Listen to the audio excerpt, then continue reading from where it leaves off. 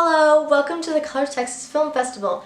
My name is Madison Ureste and I'm from Girl Scout Troop 8260, and this festival is for my Girl Scout Gold Award project. A Gold Award is the highest award a Girl Scout can be awarded, and I have created a film festival showcasing people of color. I'm so excited to share with you guys all the hard work that I have done, but I could not have done without my project advisors. NAACP President Benny Walsh, League of United Latino American Citizens President Judy Morales, the Culture Activities Center Executive Director Brock Boone, and Belton High School Ben Smith. We have some excellent and inspiring films lined up for you, as well as interviews with the creators of the short films. I present to you the Colors of Texas Film Festival. Enjoy.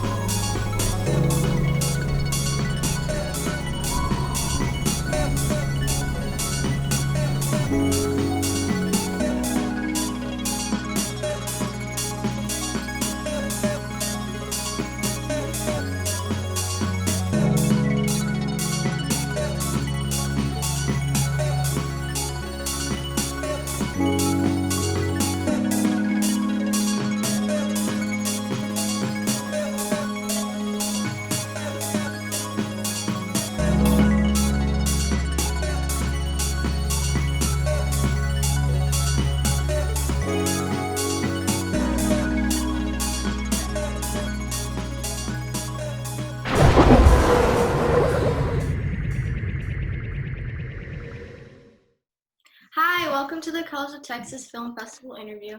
I'm Madison Ureste, and I'm here with Sasetu Miyoyo, the producer of Unkoto. How are you today? I'm great. Thank you so much for having me. How are you? I'm doing great. I'm so excited to talk about your film because it was really good. All the judges loved it. All right, so how'd you come up with the idea? Director actually came with an idea. The film was made in 2018. It was myself as an African. The film is about an experimental film that signify we are as upcoming artists and as upcoming filmmakers. So yeah. All right, yeah, whenever you sent me the email of saying this is a Afro-futuristic film, I was like, what? I've never heard of that before. But I looked it up and I was like, whoa, this is actually so cool. And I was just like really like happy to see something like I didn't know. I got to learn about it. And that was so cool. How was it shooting? The shooting actually went great. I did have difficulties as the producer. It was very difficult because I had to get a permit. So it did take a couple of weeks. Working with an amazing cast, an amazing production crew that was very understanding. And when we found fun, it was actually one of the best shoots I've ever been at. The cast was so warm, the production crew was so went great. It was actually really cool. That's awesome. I loved the landscape of just the sand dunes. That looked so nice. That was so cool. What is something you're proud of the film? Yeah. What is something I'm proud of? What it represents and what it stands for. As I said, it's all about the reflection African. It's about acceptance. So yeah, I'm very proud of what films it wants or it aims to bring across. Yeah, that's one thing I could say I'm proud of about the film. Yes, that's awesome. It totally came across as well.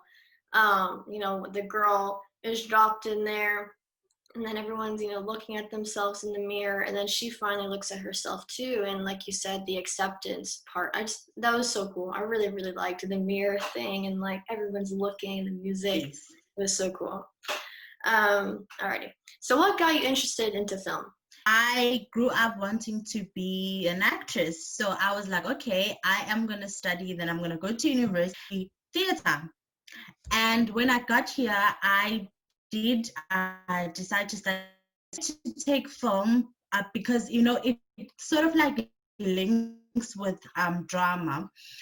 But when I started doing film, I actually fell in love telling story, just things with people. So I fell in love with film for the sake of beauty of through storytelling, being able to heal people, being able to storytelling. Yeah, so it just drew me in. I think film is a very in the world. So I'm just glad. I'm glad I took it. I don't know else I would be if I wasn't here. Yeah, I really liked it, and it was just really good and something different. And you don't really see a lot of that, or at least I don't. But being able to watch that was really, really great. Alrighty, so what is a filmmaker that inspires you? Wow, I have a couple. There are a lot of African filmmakers here from South Africa that inspired by Mabato Mancho. I am inspired by Eva DuVernay. She's American. I'm inspired by a lot of Black filmmaker women because are still, filling the filmmaking world. There's not many of us, so whenever I see a female Black filmmaker, I'm always excited and I'm always, I always want to know more about them because many of them, they just can't come to my mind right now, but there are a lot of them that I really look up to and really love. But I'm always mostly inspired by those filmmakers who tell authentic stories or who tell those stories, like stories to create an impact on someone's life, because that's what I aim to do as a filmmaker as well. I from my work, I don't just want to entertain. I just want them to take something I want to through my films. So yeah, I'm always like touched by filmmakers like Ava DuVernay. She's really amazing. Yes, yeah. Alrighty. What do you think about mainstream media and its representation of people of color? I think it's it's growing. It's definitely grown over the years. I think there's still a lot of work to be done, but I think we sort of are getting there as people of color. Yeah, I do think that it's gonna probably take some time, but I think we're definitely gonna, get there. Definitely, yes. Um, Alrighty. So, what will you do with the prize money? I would develop the project. I work on other projects that I want to distribute. So I would use them to I need to on my I also want to open up my own production company. So That's maybe awesome. and my own production company. Yes. So yeah, this it will definitely just go to my projects because I'm also working on side projects, so it will definitely go towards the projects that I'm currently working on. That's awesome. Yes. Alrighty. And you go to University of Cape Town? Yes, I do. I do. That's awesome. I, I'm doing my doing That's so great. Alrighty. much for what you did. Oh, It's really, thank really you. great. Yeah. Yeah, I really wanted, this is all about the filmmakers because they're like the heart and soul of their film. They made it, and I think it's really good to congratulate you on your film. Like it was really good. Yeah. Thank you so much. Thank you. I'm really, really, really happy. I can't contain it. I can't wait to tell the director it's been chosen. Thank you so much. Yes. Yes. I'm so excited for everyone to see it. My name is Francisco Limon, and I want to present to you a topic that is very dear to me. The voices of the small town are often ignored, never reported on, and never told. More so, the voices of those that are marginalized. But we at LULAC, we strive to hear those voices and defend them as well. Today, we give platform to a select few of those individuals in our town that have overcome the hardships of being Latino.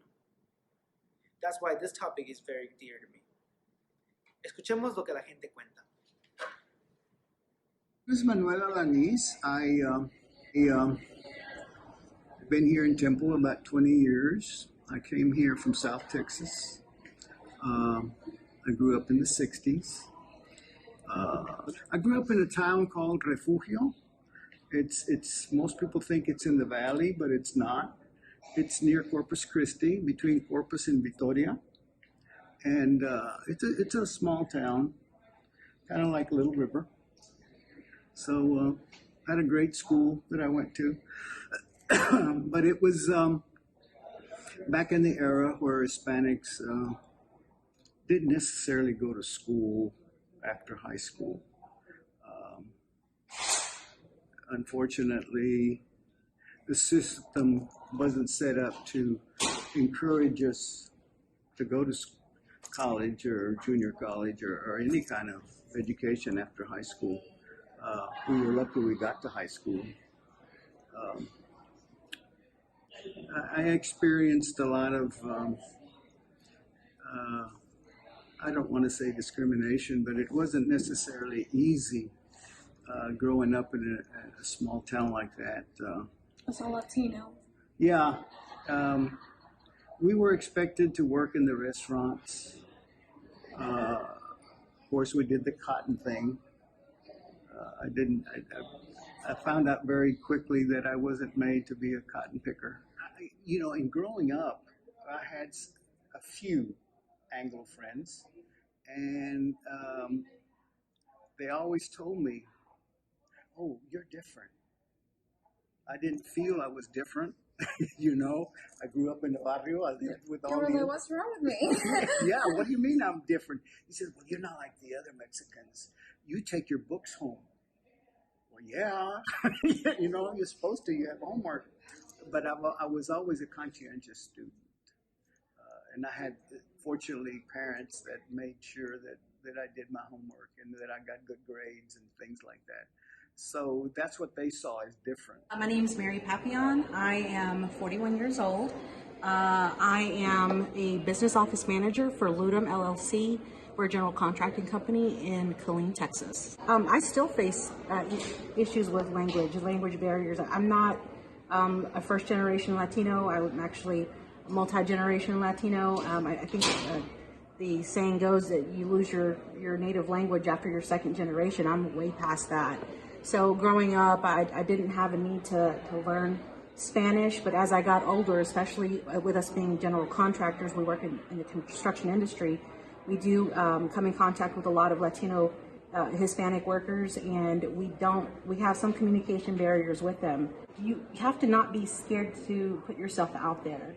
You don't know what kind of people you're going to encounter, and you never know what the answer is going to be if you don't ask. So you have to be willing to go out there, say hi to people, let them know who you are. You're not going to get along with everybody. You're not everybody's cup of tea, but eventually you're going to find your own crowd, and you got to be just as willing to be open to diversity as you want people to be open to you.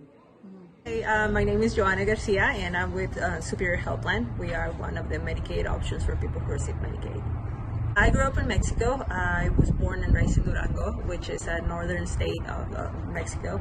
I moved here when I was 16 years old. I came to Temple High School. I graduated in 2004. It was hard. Of course, I moved here when I was 16 years old. I had no idea of the English language, so I had to take ESL classes. I joined the soccer team for Temple High School, and I was able to get a scholarship for Sam Houston State University. 2008, I graduated with a public relations communications degree, and then ever since then I've been working on the marketing industry kind of thing. The language. When I first got here, the language, the culture is totally different. In Mexico, you grow up, you go and have dinner with your family, they cook you meals, and here it's just totally different. They're busy working, they're not really involved in the education just because the language is a barrier. So you have to become very independent, very, very independent. And it's hard because you have all these kids and all these parents that are involved in extracurricular activities, and you're by yourself. So of course the language was the very first thing, but the culture is just different. In Mexico, we're not used to going out with friends on the weekends and just hanging out with them when you're 16 years old. And here it's totally okay for kids to go out there and do their thing. So that was a big shock for me. Don't give up. Just always follow your dreams and work hard. It's not gonna come easy, but if you have a goal in mind, just don't stop until you reach it. That's simple. Hello, my name is Christian Leon, and I'm from Jalisco, Mexico. I was born in a small town called Jesus Maria. My perspective changed coming to the U.S. Many ways, just music, things, how you think, how you grow up. Just in many ways, like your culture changed a little bit. And it's more like a cultural integration. It's more, it doesn't stay separate. It's just joining the Mexican culture, United States culture, and just coming together and making the best of it. My name is Marcos Leon. I am 32 years old. I was born in Jesus Maria, Jalisco. It's central Mexico. I moved to the U.S. when I was 10 years old. Basically, I was moved here with my family. It's very, it is difficult when you first move into the States. The change is not easy. It takes a while, and it takes a while to adapt into the language, the ways of living. There's the faith. I come from a town that we're only one religion is involved, and coming here, it's so many ways of thinking, so many faiths, and so it definitely it's a cultural shock when you come to the States, but the change is great. I think change at the end of the day is great, and it makes you more open to the world. What is advice you would give to someone coming into the United States?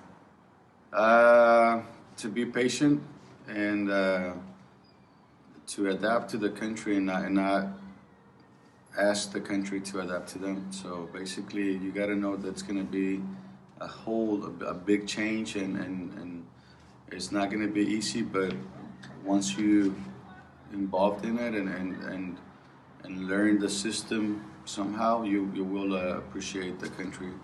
I think this country has many beauties, and if not, it's the best country in the world because it's not easy for just any country to hold so many cultures and at the end of the day, in a way, respect them. And I think the States does a really good job at respecting cultures and their way of thinking and the freedom of faith and speech. So I think if you hold to it and be patient, you'll love it.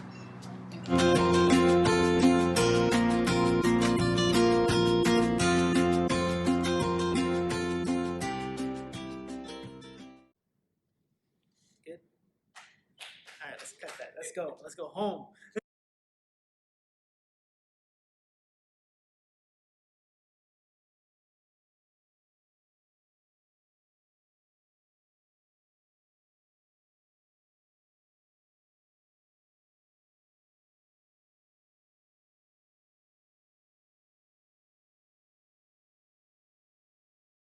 Welcome to the College of Texas Film Festival interview. I'm Madison Ureste, and I'm with Erica Mendoza and Francisco Limon, the creators of Lo que la gente cuenta, What the People Tell. I'm so excited to interview you guys. I watched your video and it was really good.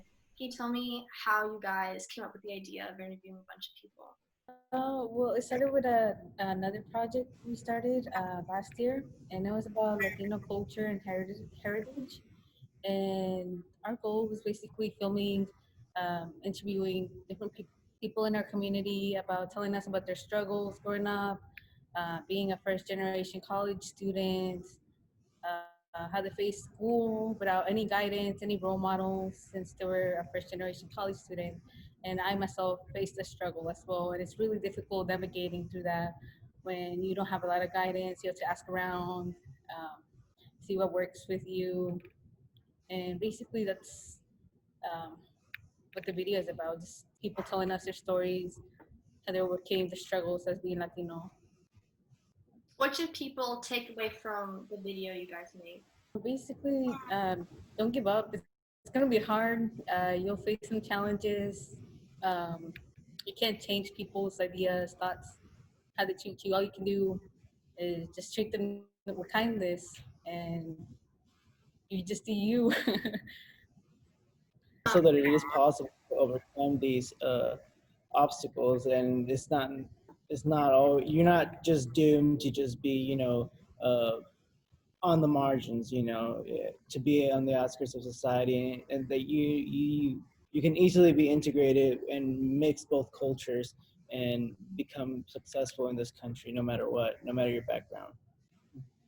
Yeah, I really thought that was really interesting because I'm not really surrounded by that a lot, and having that video with a lot of different people's backgrounds really opened my eyes to like, oh yeah, like this is what's happening. Like I may not be like around it as much, but watching this video, it really helped me understand what people are going through today.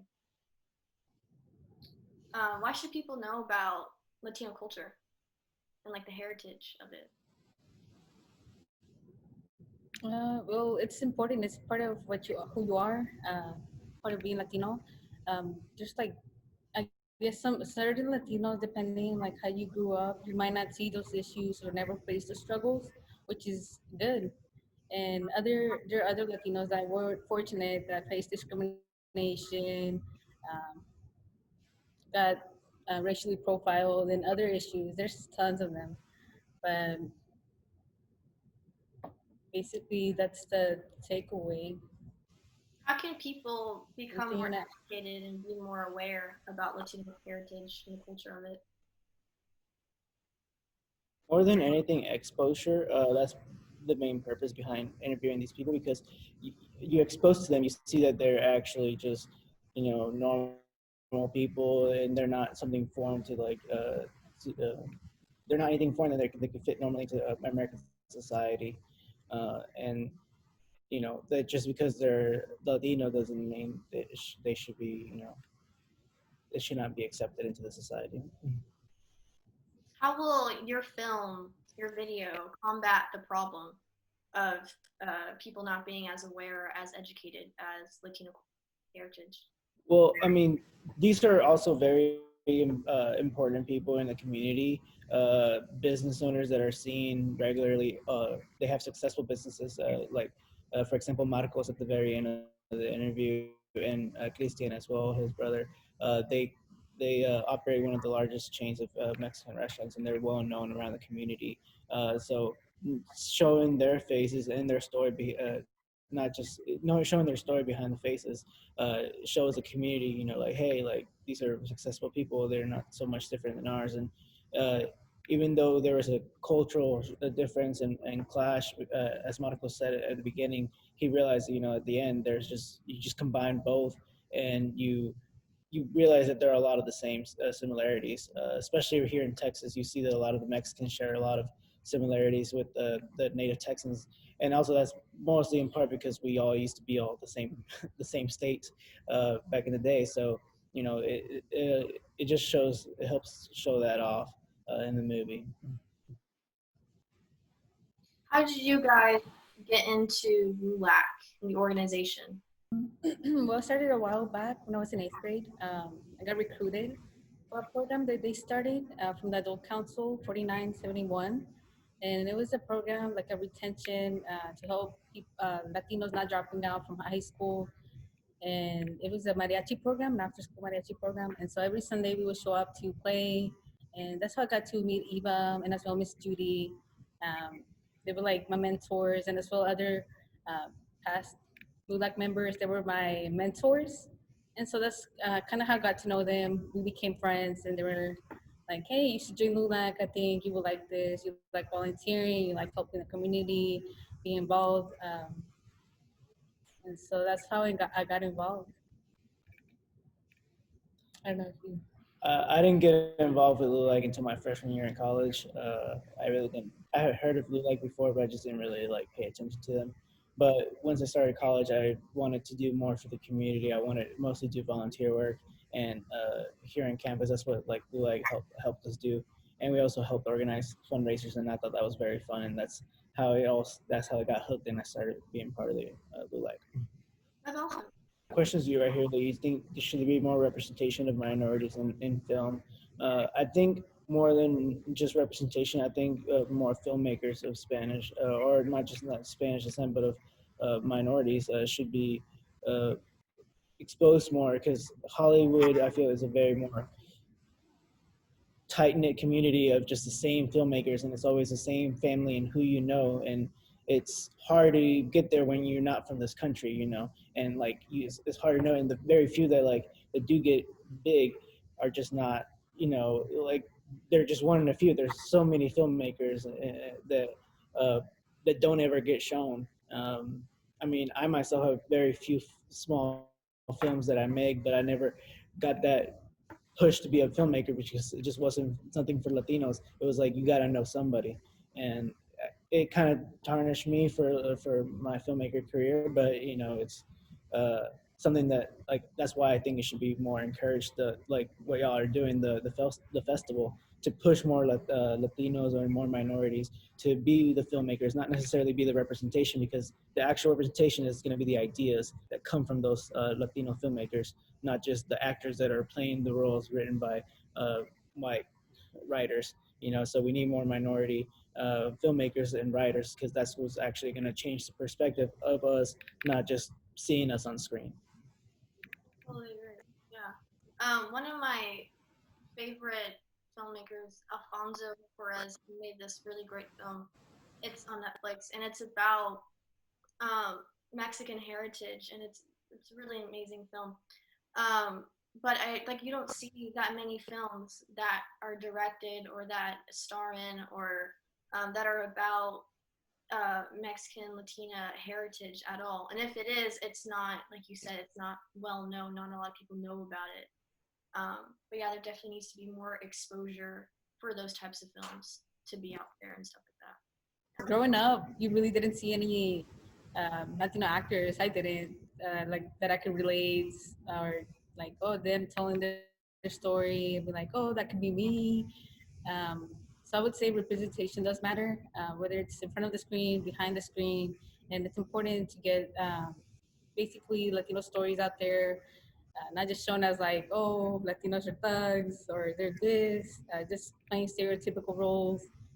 Time to basically get those Latinos in there on TV and represent different stories, success stories. Yeah, I feel like, yeah, like what you said, a lot of Latino movies and especially characters are so stereotypical. Like we've seen that film before where, where they're criminals or they're poor or something like that, but it's not just like they're just great people and they do great things. It always has to be something negative or like they're overcoming something. But I do feel there needs to be a change in that, or it just needs to be just a film with they just so happen to be Latino, and not make it like the whole thing. With good representation. Wait, so if you guys do win, you guys would get $100. What would you guys do with that prize? We would donate it for our LULAC Legacy Scholarship. Basically, anybody can be able to apply for the scholarship, and all they have to do is a video presentation on Latino culture. So it could be about anything. It could be music, art, food, or just people telling their stories and basically expanding, like I guess, telling people stories, getting it out there about our culture and issues as well. Sweet, yeah, that's a really good prize. Sir, I know I don't have a lot to offer, but I really need this job. And I'll work hard and I'll Look, kid, I'm sorry. We're gonna go with someone who has a little more experience. Yes, sir. I understand. Thank you for your time.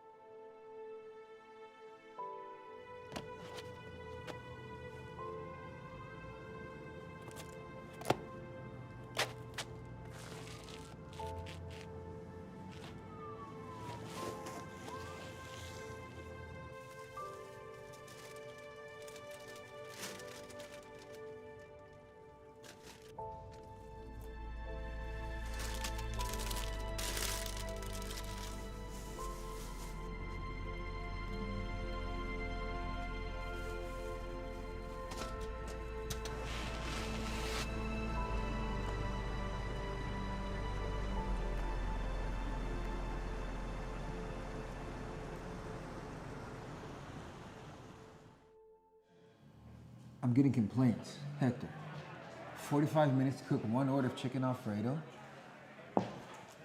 What do you want me to do, Benny? The boy left. Now the cooks are having to do the dishes. It's impossible to find good help.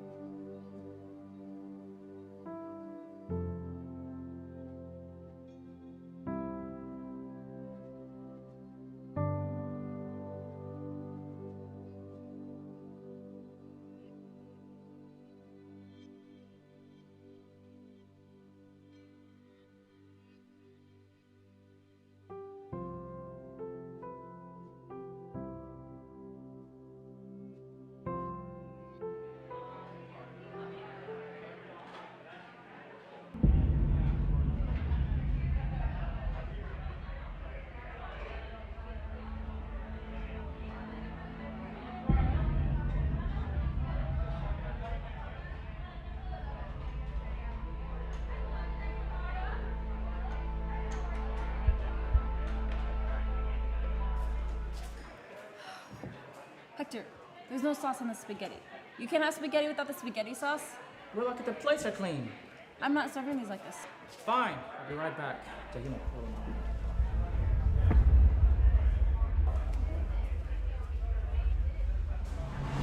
What are you doing? Oh, yeah, I thought I heard them call my number, so. We don't call numbers here, we call names. What's your name? It's to go, so I'm just gonna. Okay, just tell me your name and I can give you the check. I can't pay. Why not? Your parents not give you any money? Some of us just get the leftovers. Oh, I see. Order up, Johnson. Don't all thank me at once.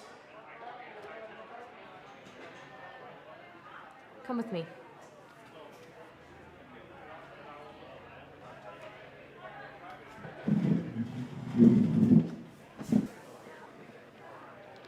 Do you know what the penalty is for stealing? Wait here.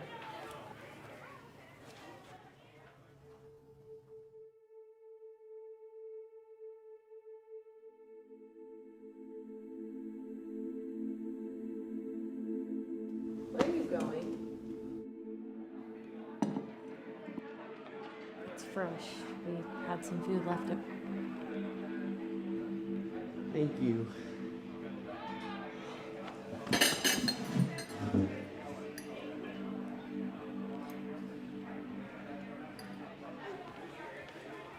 Hey, Jen, hold on a second. Who is that? I didn't see him check in. He tried to steal some food. What? Don't worry, I stopped him. So he paid for that? No, I gave it to him. What? You know what they say, teach a man to fish. Well, hey, hold on. Hey,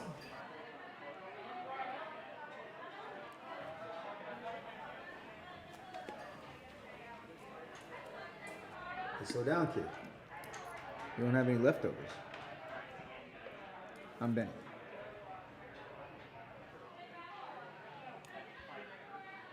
So I heard you had trouble paying for your food. Calm down. I understand your situation now.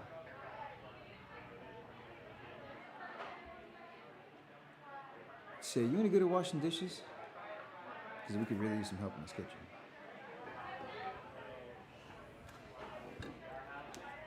My name is Rhetoric.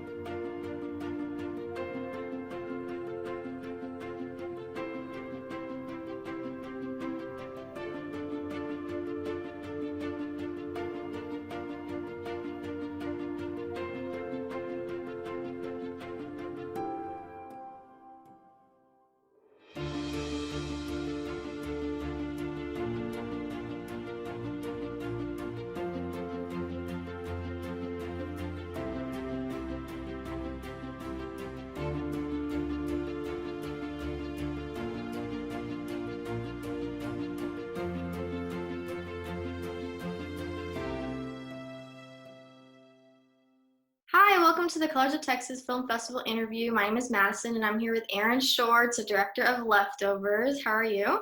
Good. How are you? Good, good. All right, cool. How'd you come up with the Leftovers idea? Oh, I came up with it. I was an intern at Solarflight Productions in Temple, Texas, and we had to have a film project for one of our classes. And he thought that I was just going to make a skit when he's like, I want you to make a short film about a guy who is homeless and doesn't want anyone to know.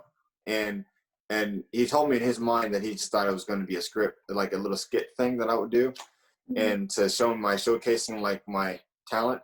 And then I wrote the screenplay of Leftovers, and it was a lot more it was a lot more deep into homelessness and society than he thought. And after that, we kind of like talked to each other a little more in deeply and about the subject, and that's when Leftovers was really born. Oh wow, okay, cool. That's so cool. How was the shooting process? I saw on YouTube that you had like a behind the scenes thing, and it looked really crazy. Like I saw so many, like you had so many extras and so many like crew people working with y'all. Like how was that? Oh yeah, it was crazy. It was. I was a senior in high school, and I was doing Leftovers, and it would be crazy because I would like go out of class and talk to like the restaurant owner, and it was tough. But the whole set was really fun, actually. People talk about how a set is really stressful, and it is when you're really crunched for time. But the people that I was helping me work with, were really like they were a lot more level-headed, and they just kind of just loved being there. And it was a lot more fun than it was stress, and that was a lot of relief for me because it was one of my first directing, and everyone kind of like was very coordinated. Everyone had their own little spot. I had AD, assistant director was Garrett Ray, and I had DP, and everyone kind of knew their own little places, so that anyone had any questions, they would like for example, if there was a grip and one of the grips needed questions about where to place the lights, they'd go talk to the DP and not me, and that was a lot more of a relief because I could focus on the acting, and I could focus on all the actors, and it was a lot more easier for me as a director because I had so many people, and I really enjoyed it. Yeah, I remember whenever I did like my first like shoot, I guess, and I was doing everything. Like I didn't have anyone else that understood film or anything, and it was just me like by myself trying to like focus on all these different things and then forgetting about it like afterwards. But that's so good that you just got to like really focus on directing because it totally paid off. Like the cinematography and like everything about it looks so good. So good. Yeah. Oh, thank you so much. Yeah. So what do you think people should take away from the film after they watch it? Yeah, so I think people should take away what I really wanted the end of the film to be was a kind of a twist of grace and mercy. Like if you really think about it, Retrid is a thief in a way. Like he was going to go into a restaurant and just steal somebody's food. And if you're looking at it from a less general perspective, you think then that guy should definitely get punished as a thief. But I was wanting the exposition of the entire film to showcase what led up to the recipe of disaster. Like I know that like Film Riot said on YouTube a couple of days ago that when you blow off and angry in public, it's not that person is angry all the time. It's the smirk that you got coming to the train. It's the person who splashed water on you as you're riding your bike. It's all of those little things that made you upset. That is why you bursted out in public. And so basically, I wanted to show the reason why he was stealing is because so many of these things happened. It was more like a last resort for him. And I wanted people to see at the end that everything is not as it seems, that he wasn't a thief. He was really just hungry. And people should have a little more grace and empathy towards other people. I totally agree. Yeah. What's a film or like a filmmaker that you like look up to, or like a film that while you're making this you're like, I kind of like go off of this, or like inspired you to make the film? Pursuit of Happiness was basically what I had in mind from Will Smith. If you were talking about a director, it would probably be Brad Bird from Pixar.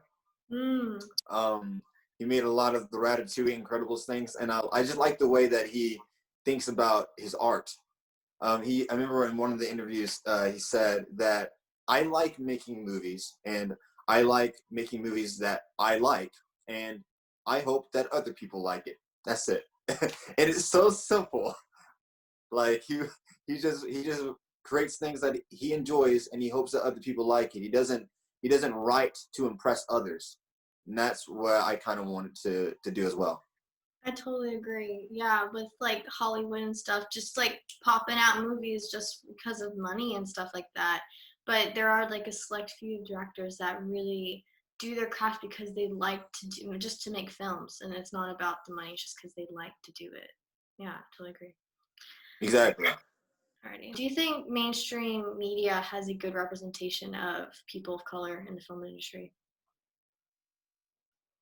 I think it's a lot better than before. Of course, I mean, we still have a long ways to go, but rest in peace, Chadwick Boseman, Black Panther. I do believe that Black Panther was a great representation for the Black community, and I want to say that because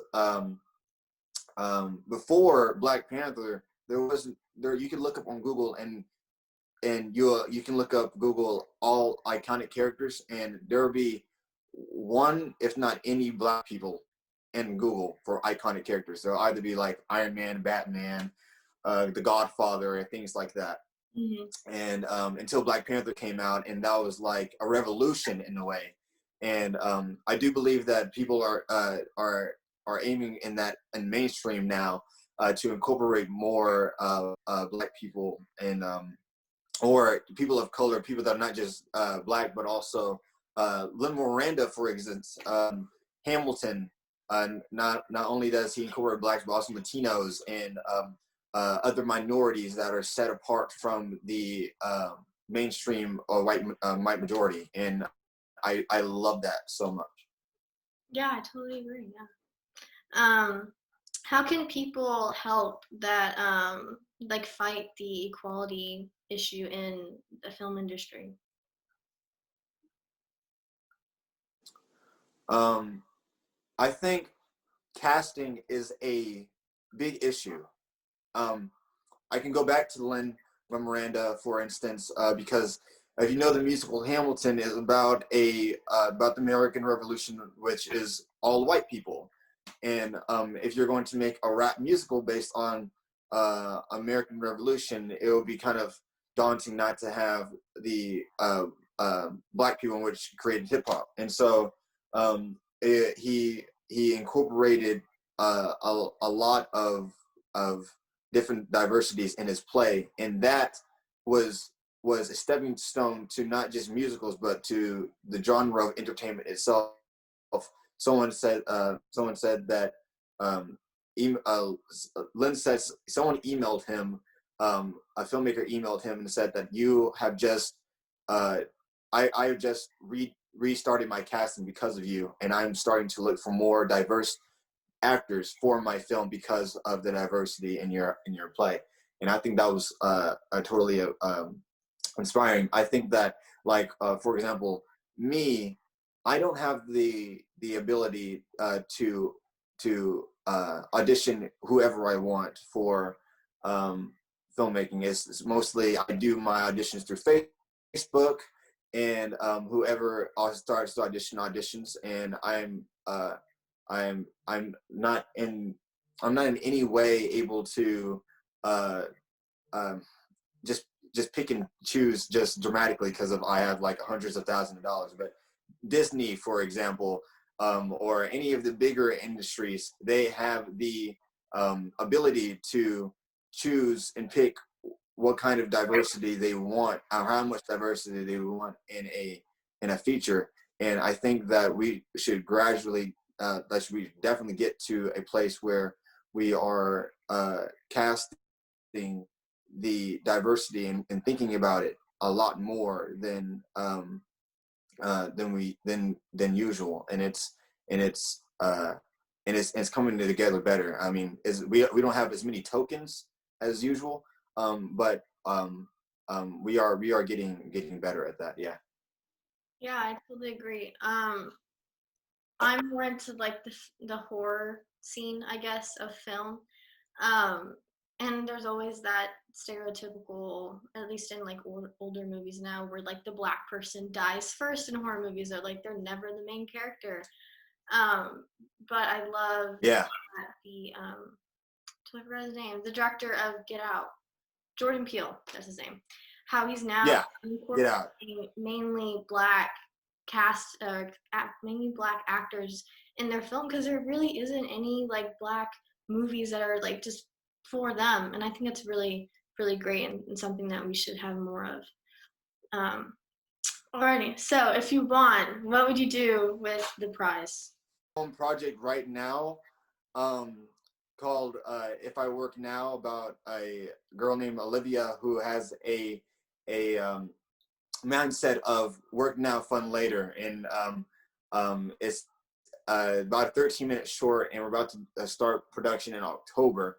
I would definitely put the prize into production because I would like to raise the budget as much as I possibly can, because I think the story is really going to be home and heart, and I would love to put that into my production, give my actors and the set, my crew, a lot more to work with when it comes to filmmaking.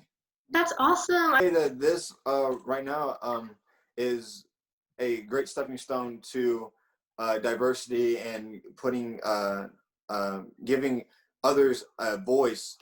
Is this project right here, what you're doing is so amazing, and I want to say thank you so much for allowing me to be a part of it, and it is just an honor to be able to have a chance to share my voice and what's going on in the world. And I thank you so much, Madison. Yeah. Oh yeah, definitely. Yeah, this whole thing, I really want it to just be about the filmmakers themselves and like their story and what they have to say about the world and everything. It's really good for other people to know. Thank you so much for watching the festival. I hope you guys enjoyed it as much as I did creating the festival. Remember to complete the survey below so you guys can vote for your favorite film and tell us about your experience at the festival. The voting period ends September 19th, so don't forget to cast your vote before then. Thank you so much for helping me earn a gold award. For more information and to know who the winner is, go to the Color Texas Film Festival at Color Texas Film Festival. Thank you so much. See y'all next year.